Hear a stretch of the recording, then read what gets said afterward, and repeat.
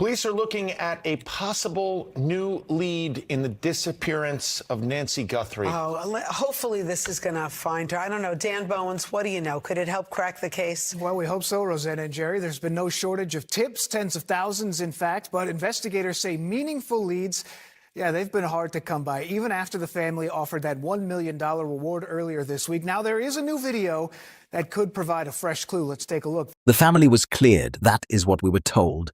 But being cleared as a suspect and having no questions left to answer are not the same thing. There is one member of this family whose behavior throughout this entire case has raised questions that nobody in mainstream media is willing to examine. His name is Camron Guthrie, and by the end of this video, you are going to understand exactly why. January 31st, 2026, Nancy Guthrie, 84 years old, has dinner at her daughter Annie's house in Tucson, Arizona. Her son-in-law Tommaso drives her home. Her garage door opens at 9:48 p.m. and closes at 9:50 p.m. That is the last confirmed sighting of Nancy Guthrie alive. At 1:47 a.m. on February 1st, her doorbell camera disconnects. Not a glitch. Physically disconnected.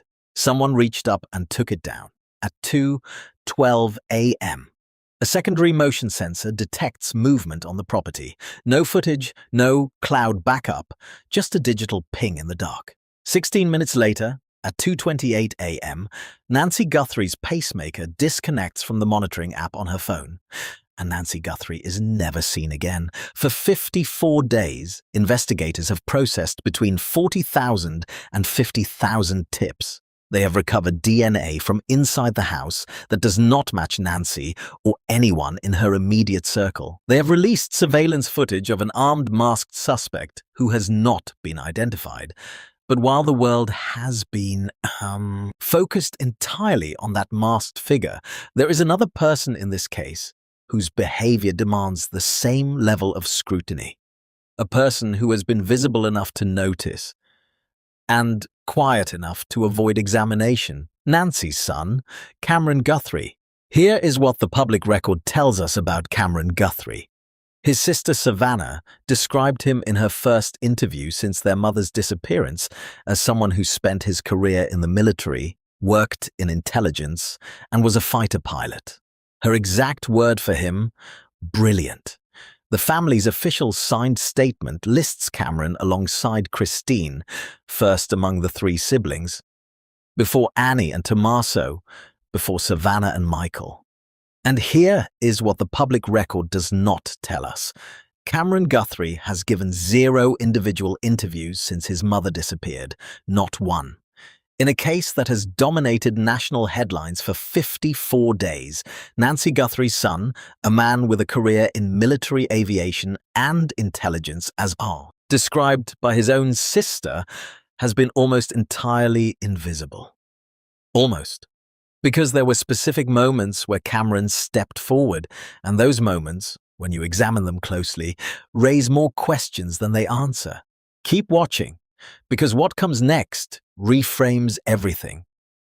The first moment comes directly from Savannah's interview, her first public sit-down since her mother vanished. She describes calling Camron the moment she found out their mother was missing. Listen to what she says.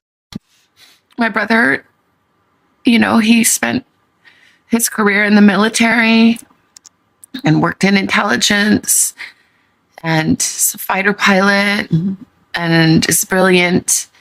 And he saw very clearly right away what this was. Yeah. And even on the phone, when I called him, he knew. He knew.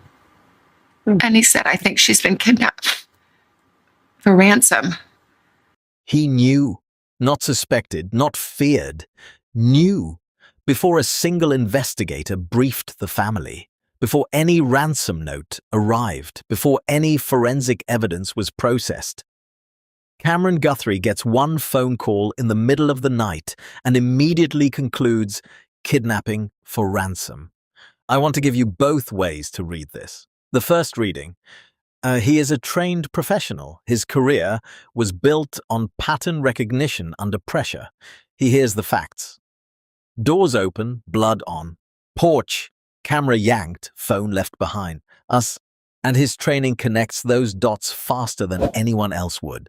That is completely legitimate. The second reading, the one the true crime community has been sitting with quietly, is that the speed and specificity of that conclusion is unusual even for someone with that background. Because in those first minutes, the facts available were incomplete. The blood had just been found. The scene was still being assessed, and yet the conclusion was instant. Not just abducted, kidnapped for ransom. But here is what makes this moment impossible to simply move past. It is not just what Camron concluded, it is what he said next. Listen to this. I didn't want to believe. I just said, do you think because of me?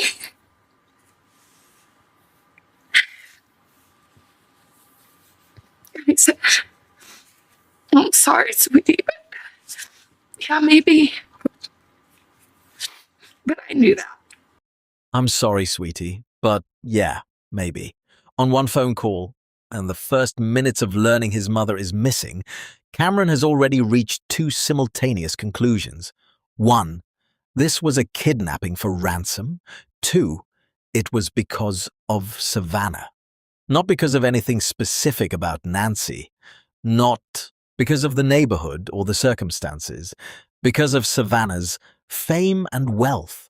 A conclusion that specific, that fast. From incomplete information. And then Savannah says, the line that stopped me completely. But I knew that, not, that makes sense, not, I hadn't considered that. She says, but I knew that. Past tense. She already had the answer before she asked the question. Two people, first minutes of a crisis. Same specific conclusion about motive before a single investigator said a word.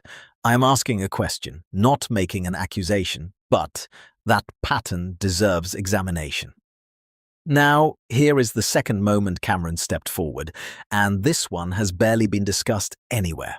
4 days after his mother disappeared, February 5th, Camron posted a solo video to Savannah's Instagram, not a joint family statement, a solo video, directly addressed to the kidnappers.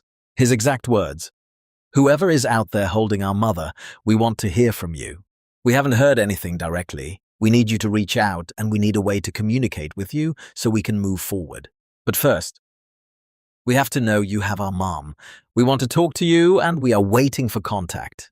We are waiting for contact." This is Camron Guthrie. I'm speaking for the Guthrie family. Whoever is out there holding our mother, we want to hear from you.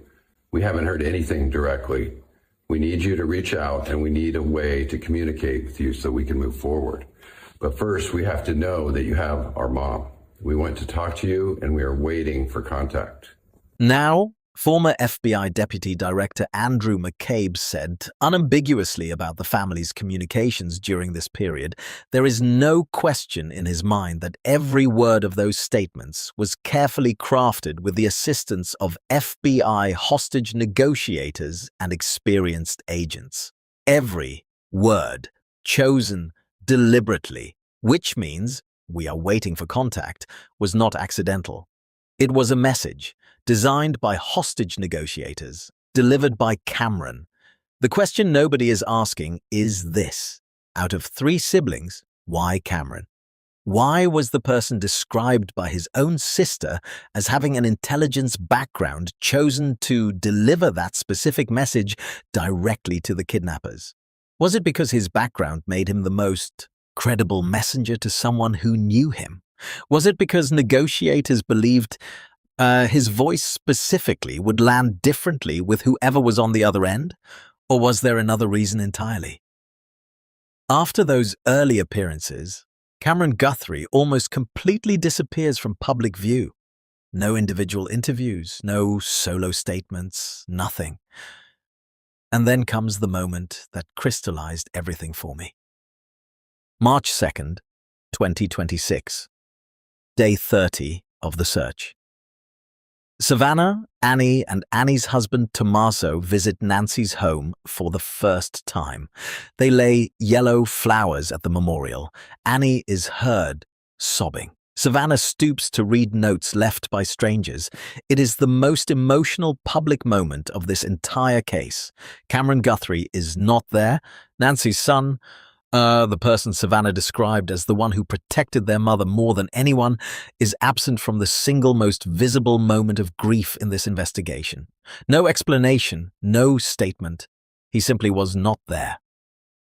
8 days later, March 10th, Annie and Camron make a brief quiet visit to the property. Separate vehicles, brief stay, quick departure. Savannah not present, Tommaso not present. One absence could be explained. A pattern of calculated visibility, present when necessary, absent when emotional. That is something different.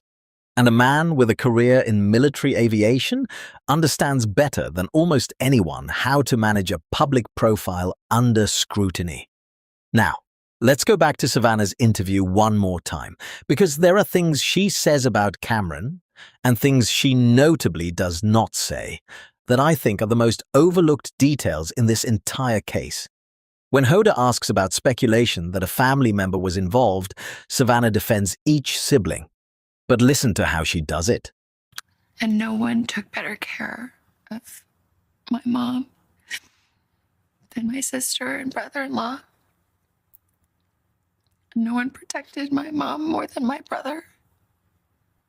Two defenses, two completely different framings. Annie and Tommaso took care of Nancy. Present tense relationship, active, ongoing. Camron, protected. Nancy, past tense. And the word protected, not loved, not supported, not helped, protected. That is the word of someone describing a function, a role, not a relationship. Now here is the observation that I have not seen raised anywhere. Throughout that interview, Savannah breaks down multiple times.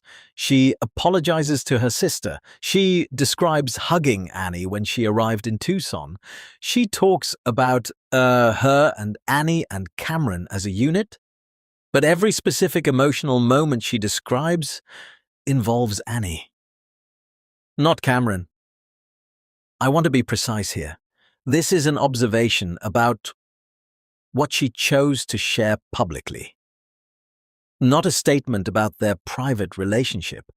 Savannah may have had many conversations with Camron that were never made public, but in a 54-day national crisis, in her first and only public interview, the emotional portrait she paints of her brother is surprisingly functional, not grief-stricken, not broken, functional.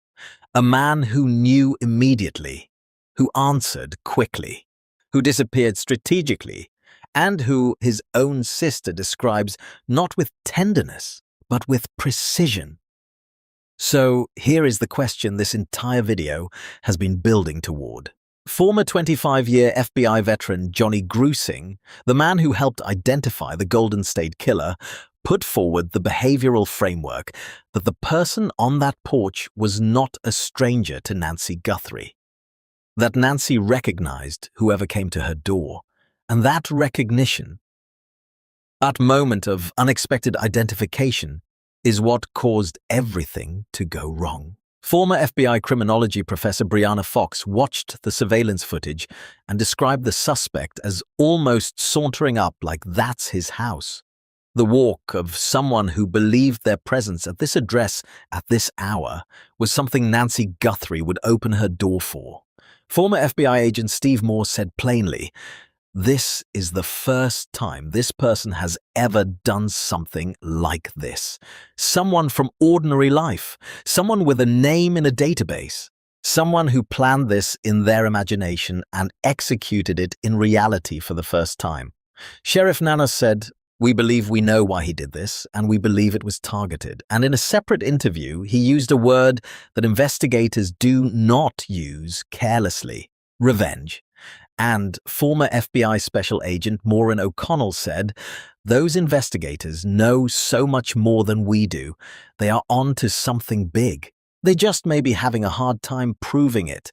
Hard time proving it, not finding it, not identifying it, proving it. That difference between knowing and proving is exactly the space this investigation currently occupies. The recognition theory requires someone Nancy would open her door for at 2 a.m. The personal grievance theory requires a motive that is not financial. The behavioral profile requires someone who has never done this before. And the investigation requires someone from within Nancy's world. I am not telling you who fits that profile. The family was cleared, and that is a fact. What I am telling you is that of everyone connected to Nancy Guthrie, there is one person whose documented public behavior raises more unanswered questions than anyone else, and that person is her son. Nancy Guthrie is 84 years old. She was taken in the middle of the night in her pajamas with no shoes and none of her medication. She has a pacemaker. On a good day, she could walk to her mailbox. Former FBI Special Agent Maureen O'Connell said those investigators are onto something big. They just may be having a hard time proving it. They are building, they are proving, they are closing the gap between what they believe and what they can demonstrate in a courtroom. If you have any information, anything at all, please call the FBI tip line right now. 1-800-CALL-FBI or the Pima County tip line at 52-035-14900. $1.1 million is available for information that brings Nancy home. Now, drop your theory in the comments, because the question this video is asking has an answer. And in cases like this, the comments section is sometimes where that answer surfaces first. Subscribe and hit the bell, because when this breaks, and it will, you need to be here. I will see you in the next one.